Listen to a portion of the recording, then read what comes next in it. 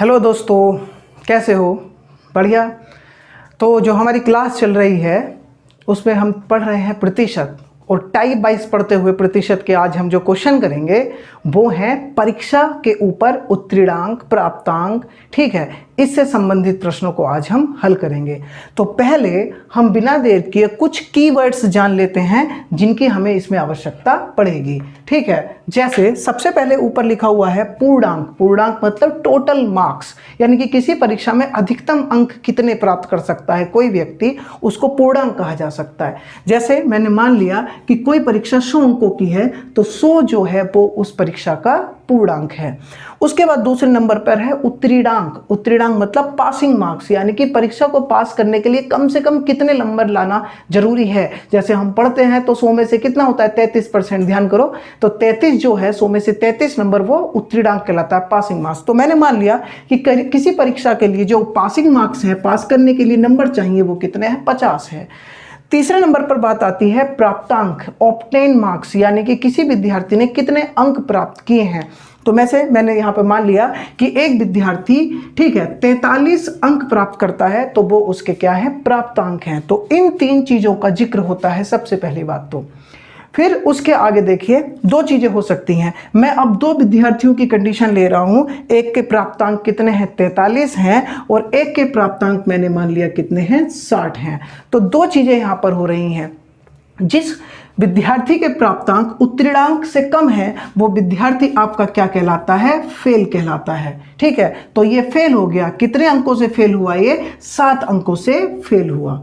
ठीक है, और एक विद्यार्थी जिसके 60 हैं उसके उत्तीर्णांक से अंक ज्यादा हैं, तो ये विद्यार्थी क्या हुआ? पास हुआ। और ये कितने अंकों से पास हुआ? 10 अंकों से पास हुआ। ठीक है, तो दो कंडीशन होती हैं जब हम दो विद्यार्थियों का जिक्र होता है, तो या तो फेल या फिर पास, ये दो ही बातें होती हैं। अब मैं आपको जो जरूरी बात है वो समझाता हूं जिसके ऊपर इसमें क्वेश्चन पूछा जाता है। आपको दो कंडीशन दी होती हैं, जैसे दो विद्यार्थियों की। अब हमें, जैसे हमें एक के 43 है, एक के 60 है, इन दोनों के बीच अंकों का अंतर कितना है? 17। लेकिन अब हमें दो विद्यार्थियों के अंक नहीं दिए होंगे, केवल ये दिया होगा कि कोई विद्यार्थी इतने अंकों से फेल है और एक विद्यार्थी इतने अंकों से पास है। इस तरीके की बातें दी होती हैं।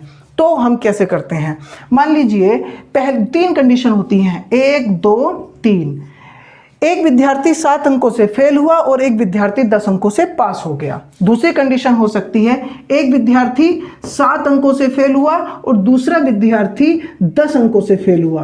और तीसरी कंडीशन हो सकती है, एक विद्यार्थी 7 अंकों से पास हुआ और एक विद्यार्थी 10 अंकों से पास हुआ। आप समझिए, थोड़ा सा समझिए ध्यान से, क्या है।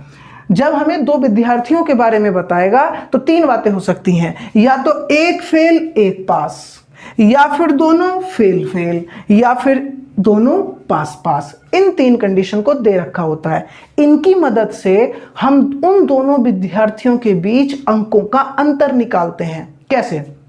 पहली बात देखिए, जब एक विद्यार्थी 7 अंकों से फेल हुआ और एक विद्यार्थी 10 अंकों से पास हो गया, तो एक फेल एक पास। ऐसी कंडीशन में इन दोनों के बीच अंकों का अंतर होगा 10 और 7 17। जब दोनों विद्यार्थी अपोजिट होते हैं, एक पास एक फेल, तो उनके बीच अंकों का अंतर निकालने के लिए इनको जोड़ दिया जाता है, 10 और 7 17। बाकी दोनों कंडीशन में जब दो विद्यार्थी या तो दोनों फेल फेल हों या दोनों पास पास हों, ऐसी कंडीशन में उनके बीच अंकों का अंतर निकालने के लिए इनको घटाया जाता है। जैसे एक विद्यार्थी 7 अंकों से फेल हुआ और एक विद्यार्थी 10 अंकों से फेल हुआ, तो इनके बीच जो अंतर रहेगा वो कितने का रहेगा? 3 का। एक विद्यार्थी 7 अंकों से पास हुआ, एक विद्यार्थी 10 अंकों से पास हुआ, तो इनके बीच भी अंतर कितने का रहेगा? 3 का। 10 और 7 का अंतर कितना? 3। तो ध्यान रहे, जोड़ा तब जाता है जब एक पास एक फेल, एक प्लस एक माइनस, तो उनको जोड़ा जाता है। 10 और 7 अंतर कितने का? 17 का।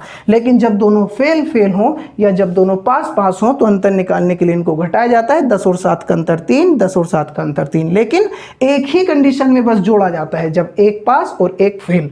तो ये मैंने थोड़ी सी जानकारी दी है, इसके ऊपर आगे क्वेश्चन आएगा। बाकी हम चीजें क्वेश्चन जब आएगा उसको साथ साथ समझते चलेंगे। ठीक है, तो अब हम बिना देरी किए अपने क्वेश्चंस की तरफ बढ़ते हैं। तो हमारे पास पहला क्वेश्चन है, ठीक है, बहुत आसान क्वेश्चन है, समझिए। एक विद्यार्थी को पास होने के लिए 36% अंकों की जरूरत थी, पर वह 24% अंक लेकर आया और 18 अंकों से फेल हो गया। परीक्षा का पूर्णांक व उत्तीर्णांक ज्ञात कीजिए। समझिए, हमने माना कि परीक्षा का जो पूर्णांक है, टोटल मार्क्स हैं, वो कितने हैं? 100 हैं। अब कहा जा रहा है पास करने के लिए 36%, यानी कि 36 अंकों की ज़रूरत है पास करने के लिए। ये आपके पासिंग मार्क्स हैं, उत्तीर्णांक हैं।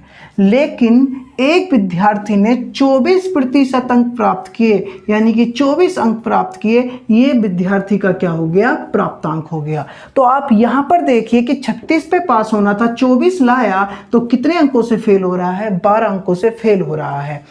अब लेकिन क्वेश्चन में कहा गया है कि कितने अंकों से फेल हुआ है? 18 अंकों से फेल हुआ है।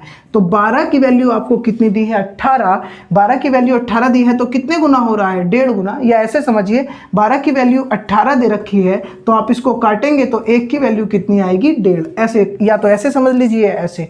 तो अब हमें जिसका भी मान निकालना है उसका 1.5 गुना करना है। तो अगर हमें परीक्षा का पूर्णांक चाहिए तो हम 100 का 1.5 गुना करेंगे, क्योंकि हमने 100 माना था। तो कितना हो जाएगा? 150। इसका मतलब परीक्षा का पूर्णांक कितना है? 150 है।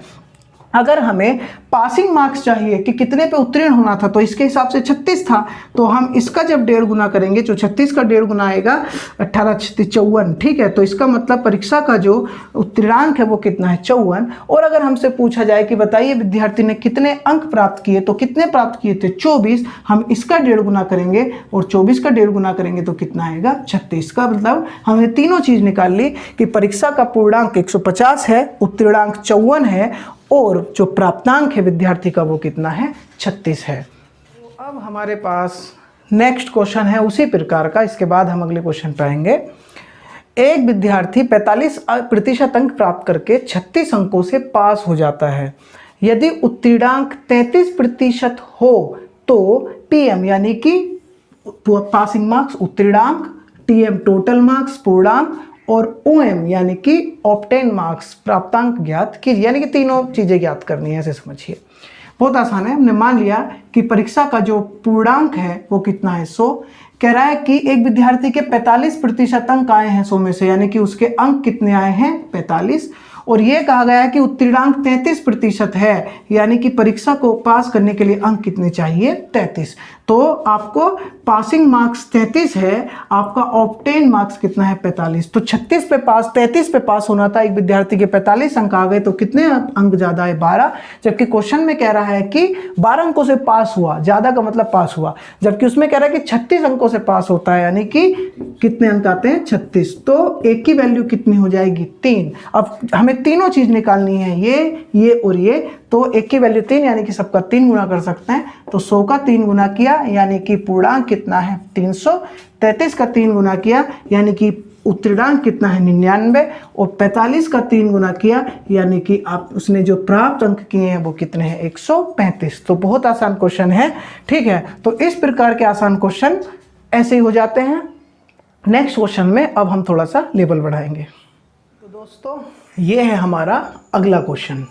क्वेश्चन है, एक छात्र ने 30% अंक प्राप्त किए तथा वह 45 अंकों से अनुत्तीर्ण हो गया, यानी कि फेल हो गया। तो मैं जो कीवर्ड्स है उनको अभी अंडरलाइन करके चलता हूं कि एक छात्र ने 30% अंक प्राप्त किए और 45 अंकों से फेल हो गया। ये 45 अंकों से फेल हुआ। जबकि एक छात्र ने 42% अंक प्राप्त किए और वह 75 अंकों से उत्तीर्ण, यानी कि ये 75 से पास हो गया। तो पूछा जा रहा है कि पूर्णांक ज्ञात कीजिए और उत्तीर्णांक या उसका प्रतिशत ज्ञात कीजिए। तो एक चीज बताइए, सबसे पहले जो मैंने आपको बताई थी वो क्या था कि एक विद्यार्थी हुआ 45 से फेल और एक विद्यार्थी हुआ 75 अंक से पास। अगर इन दोनों के अंकों का अंतर में देखूं तो वो कितना होना चाहिए? बताओ।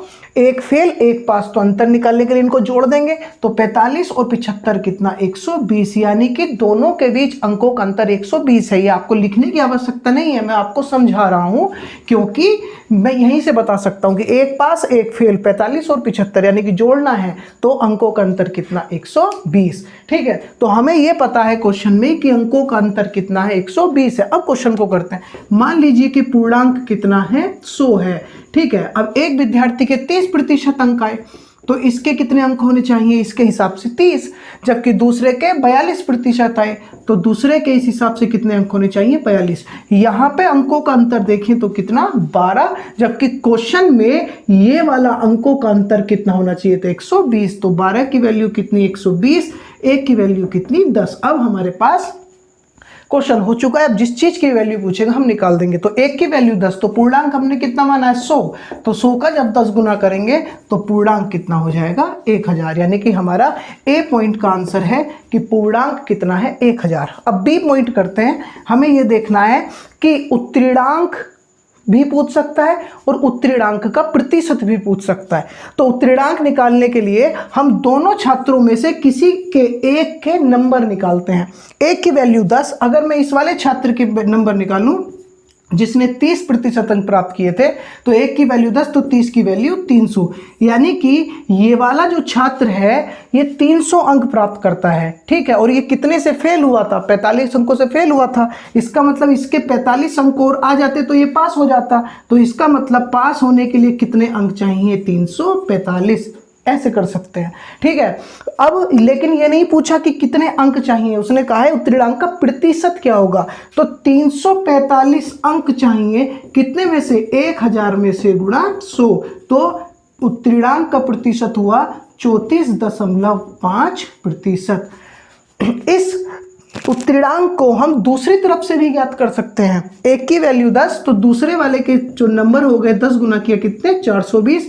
और इस विद्यार्थी के नंबर उत्तीर्णांक से 75 ज्यादा हैं, यानी कि इसमें 75 एक्स्ट्रा, इसमें से 75 घटा सकते हैं। ठीक है, तो 75 घटाएंगे हम इसमें से, तो हमें यही प्राप्त होगा, कितना, 345। तो बात एक ही है। तो ये बहुत आसान क्वेश्चन है। इस तरीके का एक और क्वेश्चन हम करते हैं। दोस्तों हमारे पास उसी प्रकार का एक और क्वेश्चन है जो हम कर लेते हैं। ठीक है, देखिए, एक छात्र 26% अंक प्राप्त करता है और 32 अंकों से फेल हो जाता है। ध्यान रखना, 32 अंकों से फेल। दूसरा छात्र 32% अंक प्राप्त करता है तथा 14 अंकों से फेल हो जाता है। पूर्णांक व उत्तीर्णांक ज्ञात कीजिए।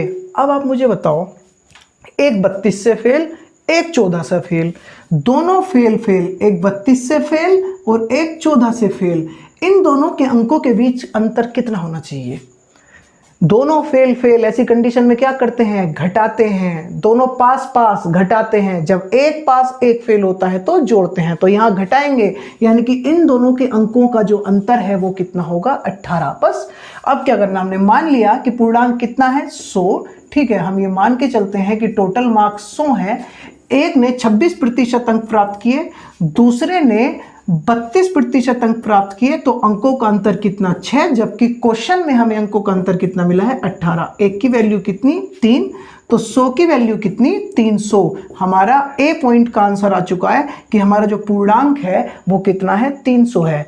बी पॉइंट, उत्तीर्णांक निकालने के लिए हमें किसी एक छात्र के नंबर निकालने पड़ेंगे। तो मैं इसके निकाल देता हूं। एक की वैल्यू 3, तो 32 दिया, कितना हो गया, 96। यानी कि इस विद्यार्थी के 96 नंबर हैं, लेकिन ये कितने से फेल है, 14 से फेल है। यानी कि पास होने के लिए 14 और चाहिए। तो अगर 14 नंबर और चाहिए तो 96 और 14 कितना, 110। इसका मतलब परीक्षा का जो उत्तीर्णांक है वो 110 अंक का है। तो 300 में से 110 नंबर लाने हैं। अगर हमें यह निकालना पड़े कि उत्तीर्णांक का प्रतिशत क्या है, तो हम यह ज्ञात कर सकते हैं कि 110 नंबर लाने हैं 300 में से गुणा 100। तो उत्तीर्णांक का जो प्रतिशत आएगा वो आएगा 110/3। ठीक है, इसको आप सोल्व कर सकते हैं, जितना भी आएगा कर लेना, 110/3%। तो इस प्रकार के क्वेश्चन बहुत आसान होते हैं। ठीक है, नेक्स्ट क्वेश्चन में अब थोड़ा सा चेंज करते हैं अगले क्वेश्चन की तरफ। अब हम अपने अगले क्वेश्चन की तरफ बढ़ते हैं। एक परीक्षा में कुल 80 प्रश्न हैं, प्रत्येक प्रश्न का 1 अंक है।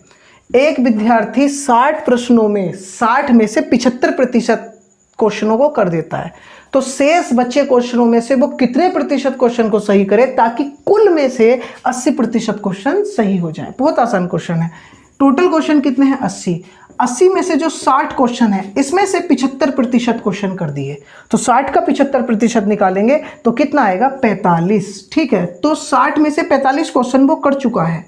अब उसके बचे 20 क्वेश्चन में से वो कितने क्वेश्चन करे ये चीज हमें ज्ञात करनी है। 20 में से कितने क्वेश्चन करे ताकि कुल में से उसके 80% क्वेश्चन हो जाए। तो 80 का 80% कितना होता है 64, यानी कि कुल क्वेश्चन 64 सही हो जाए। 45 वो कर चुका है, तो कितने क्वेश्चन बचे 19 दोस्तों, यानी कि इन 20 में से उसे 19 क्वेश्चन ठीक करने होंगे। तो कितने प्रतिशत क्वेश्चन ठीक करने होंगे, तो 19 क्वेश्चन ठीक करने होंगे 20 में से गुणा 100, 20 पंजे 100, 19 पंजे 95%, यानी कि शेष बचे 20 क्वेश्चनों में से उसको 95% क्वेश्चन यानी कि 19 क्वेश्चन ठीक करने होंगे ताकि उसके टोटल 80% यानी कि 64 क्वेश्चन हो जाएं। आसान क्वेश्चन था। ठीक है, अब बढ़ते हैं अपने अगले क्वेश्चन की तरफ। ठीक है दोस्तों, तो देखिए ये हमारे पास क्वेश्चन है बहुत बढ़िया कि किसी परीक्षा में उत्तीर्ण होने के लिए 40% अंक प्राप्त करना अनिवार्य है। ठीक है, तो हमने माना परीक्षा 100 की, तो 100 का 40% कितना 40, तो 40 अंक प्राप्त करना अनिवार्य है। ए उत्तीर्णांक से 40 से 10% अंक कम लाया। 10% अंक कम मतलब 90/100 यानी कि 36, तो ए कितने नंबर लेके आया 36। बी जो है वो ए से भी 11 सही 1/9% अंक कम प्राप्त किया। बी ने इससे भी 11 सही 1/9% अंक प्राप्त किया। कैसे सोल्व करोगे इसको, 11 99 और 1 100, तो 100/9%, प्रतिशत हटाते हैं भाग 100 करते हैं, यानी कि 1/9 अंक प्राप्त किया, यानी कि 9 पे 1 कम, 9 से 8, तो अगर ए के 9 तो बी के कितने बच्चे 8। ठीक है, जबकि ये हैं कितने 36, तो 8 का 4 गुना किया तो बी के अंक हो गए 32 और ए और बी के कुल अंक हो गए कितने 68। अब कहा कि सी ने ए और बी के कुल अंकों यानी कि 68 से 41 सही 3/17% अंक कम प्राप्त किए हैं। 41 सही 3/17 को जब आप पूरा करोगे तो आएगा 700/17%, प्रतिशत हटा के भाग 100 अनुपात में तोड़ोगे तो 7/17 अंक प्राप्त कम किए हैं, यानी कि 17 पे 7 कम। तो अगर ए और बी ने 17 किए हैं तो इसका मतलब सी ने 10 किए हैं। 17 से 7 कम, 17 से 10, ध्यान रखना। ठीक है, यानी कि ए और बी के अगर 17 हैं तो सी के कितने हैं 10 हैं। ये ए प्लस बी और ये सी, लेकिन ये कितने हैं 68, कितने गुना हो रहा है 4 गुना, तो 10 का 4 गुना करोगे तो इसका मतलब कितना 40। तो सी ने 40 अंक प्राप्त किए। कितने में से, पूर्णांक कितने का माना था 100, तो सी के जो अंक हो गए वो कितने 40%। बहुत अच्छा क्वेश्चन था। ठीक है, अगर ये क्वेश्चन समझ में नहीं आया आपकी तो आप वीडियो को दोबारा से देखो, समझ में आ जाएगा। ठीक है, एक और क्वेश्चन लेते हैं फिर सेशन को खत्म करेंगे। भाइयों, इस सेशन का लास्ट क्वेश्चन ले रहे हैं, परीक्षा से संबंधित नहीं है, इनकम टैक्स से संबंधित है। मैं पिछली वीडियो में इस क्वेश्चन को एक तरीके से पहले बता चुका हूं, आज इसको मैं दूसरे तरीके से बता रहा हूं, उससे समझने की कोशिश करना, ये बहुत बढ़िया तरीका है। इससे पहले आप एक चीज समझिए, एक व्यक्ति 100 रुपये कमाता है, ये उसकी कुल कमाई हो गई, और वो 10 रुपये टैक्स देता है, ये क्या हो गया टैक्स हो गया, तो उसकी जो शुद्ध आय बची वो कितनी हो गई 90 हो गई। इसमें कोई दिक्कत नहीं है। अगर वो टैक्स 17 रुपये देने लगे तो वो टैक्स कितना ज्यादा देने लगा 7, तो अब उसकी शुद्ध आय कितनी हो जाएगी 83, तो उसकी शुद्ध आय कितनी कम हो गई 7। इसका मतलब है कि जब हमारी कमाई बढ़ नहीं रही है, कमाई उतनी ही है, तो टैक्स जितना बढ़ेगा उतनी ही शुद्ध आय कम हो जाएगी। इसका मतलब बढ़ा हुआ आयकर घटी हुई शुद्ध आय के बराबर होता है। बढ़ा हुआ आयकर घटी हुई शुद्ध आय के बराबर होता है यदि हमारी कमाई कांस्टेंट है। बस यही क्वेश्चन है। देखिए अब इस क्वेश्चन को हम कैसे कर सकते हैं।